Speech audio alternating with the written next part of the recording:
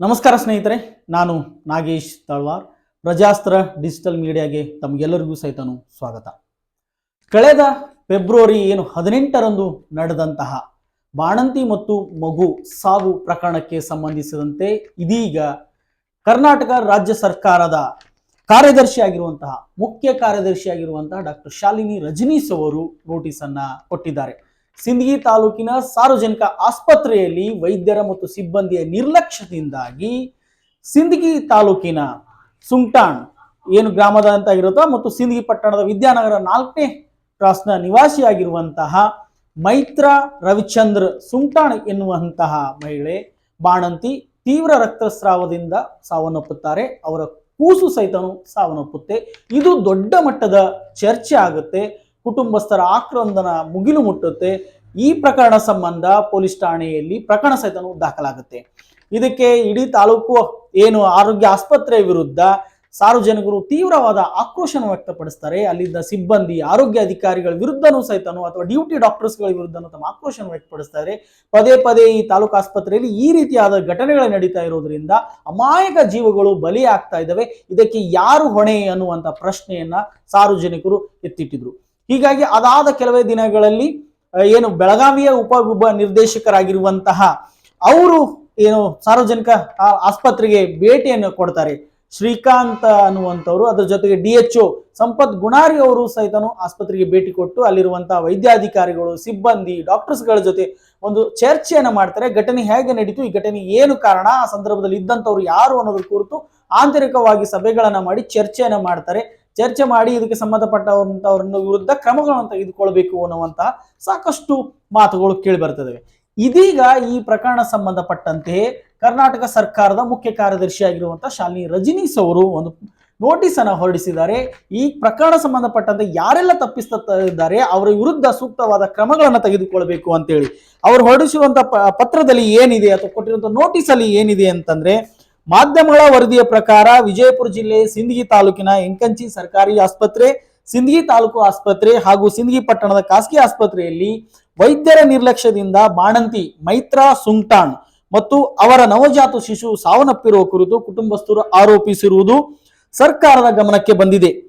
ರಕ್ತಸ್ರಾವ ಹೆಚ್ಚಾಗಿದ್ದರೂ ಸಮಯೋಚಿತ ಹಾಗೂ ಸೂಕ್ತ ಚಿಕಿತ್ಸೆ ಲಭ್ಯವಾಗದಿರುವುದು ಹಾಗೂ ವೈದ್ಯರ ಅನುಪಸ್ಥಿತಿಯಿಂದ ಈ ದುರ್ಘಟನೆ ಸಂಭವಿಸಿದೆ ಎಂಬ ಆರೋಪಗಳು ವ್ಯಕ್ತವಾಗಿರುವ ಹಿನ್ನೆಲೆಯಲ್ಲಿ ಪ್ರಕರಣವು ಅತ್ಯಂತ ಗಂಭೀರ ಸ್ವರೂಪದ್ದಾಗಿದೆ.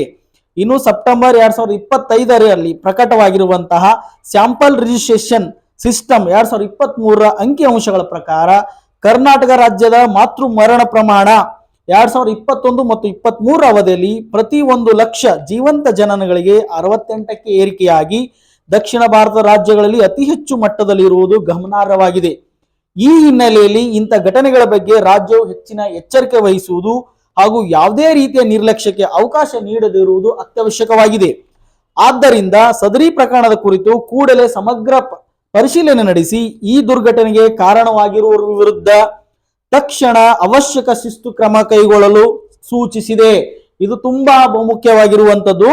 ಈ ಪ್ರಕರಣಕ್ಕೆ ಸಂಬಂಧಪಟ್ಟಂತೆ ಸಮಗ್ರ ಪರಿಶೀಲನೆ ನಡೆಸಿ ಈ ದುರ್ಘಟನೆಯ ಕಾರಣ ಆಗಿರುವವರ ವಿರುದ್ಧ ತಕ್ಷಣ ಮತ್ತು ಅವಶ್ಯಕ ಶಿಸ್ತು ಕ್ರಮಗಳನ್ನು ತೆಗೆದುಕೊಳ್ಳಲು ಸೂಚಿಸಿದೆ. ಘಟನೆಯ ಮೂಲ ಕಾರಣವನ್ನ ವಿಶ್ಲೇಷಣೆ ಮಾಡಿ ಚಿಕಿತ್ಸಾ ವ್ಯವಸ್ಥೆ, ವೈದ್ಯಕೀಯ ಸಿಬ್ಬಂದಿಗಳ ಲಭ್ಯತೆ, ತುರ್ತು ಮತ್ತು ಪ್ರತಿಕ್ರಿಯೆಯ ಕ್ರಮಗಳು ಹಾಗೂ ಆಸ್ಪತ್ರೆಗಳ ನಡುವಿನ ರೆಫರಲ್ ವ್ಯವಸ್ಥೆಯ ಕಾರ್ಯಕ್ಷಮತೆ ಕುರಿತು ಪರಿಶೀಲಿಸಿ ಇಂತಹ ಘಟನೆಗಳು ಭವಿಷ್ಯದಲ್ಲಿ ಮರುಕಳಿಸದಂತೆ ಕೈಗೊಳ್ಳಬೇಕಾದ ತಡೆಗಟ್ಟುವ ಹಾಗೂ ವ್ಯವಸ್ಥಾತ್ಮಕ ಕ್ರಮಗಳನ್ನು ಅನುಷ್ಠಾನಗೊಳಿಸಲು ತಕ್ಷಣ ಅಗತ್ಯ ಕ್ರಮ ಕೈಗೊಳ್ಳಲು ಸೂಚಿಸಿದೆ.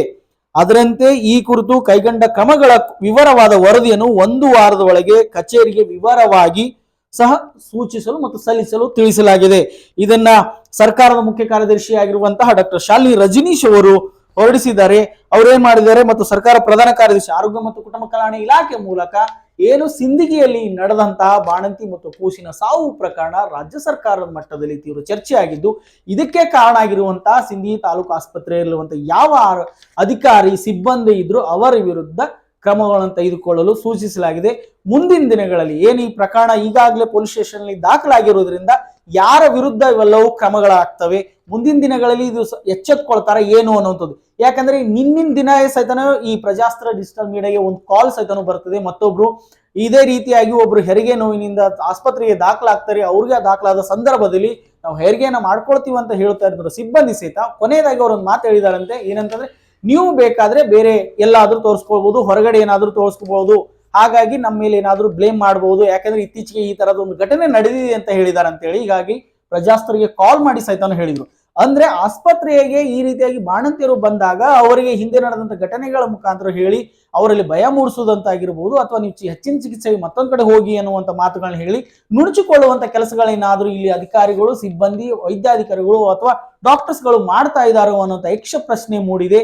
ಹಾಗಾಗಿ ಈಗೇನು ರಾಜ್ಯ ಸರ್ಕಾರದ ಏನು ಇದನ್ನು ನೋಟಿಸ್ ಅನ್ನು ಹೊರಡಿಸಿದೆ, ಈ ನೋಟಿಸ್ ಸಂಬಂಧಪಟ್ಟಂತೆ ಯಾರ್ದೆಲ್ಲ ತಲೆದಂಡ ಆಗುತ್ತೆ ಎನ್ನುವಂತಹ ಕುತೂಹಲ ಸಾರ್ವಜನಿಕರಲ್ಲಿ ಮೂಡಿದೆ. ಪ್ರಜಾಸ್ತ್ರ ಡಿಜಿಟಲ್ ಮೀಡಿಯಾದಲ್ಲಿ ಬರ್ತಾ ಇರುವಂತಹ ಸ್ಟೋರಿಗಳು, ವರದಿಗಳು ತಮಗೆ ಇಷ್ಟವಾದಲ್ಲಿ ಲೈಕ್ ಮಾಡಿ, ಶೇರ್ ಮಾಡಿ, ಹಾಗೆ ಫಾಲೋ ಮಾಡಿ, ಸಬ್ಸ್ಕ್ರೈಬ್ ಮಾಡೋ ಮುಖಾಂತರ ನಮಗೆ ಬೆಂಬಲಿಸಬೇಕಂತ ಕೇಳ್ಕೊಳ್ತಾ ಇದ್ದೀನಿ. ಧನ್ಯವಾದಗಳು.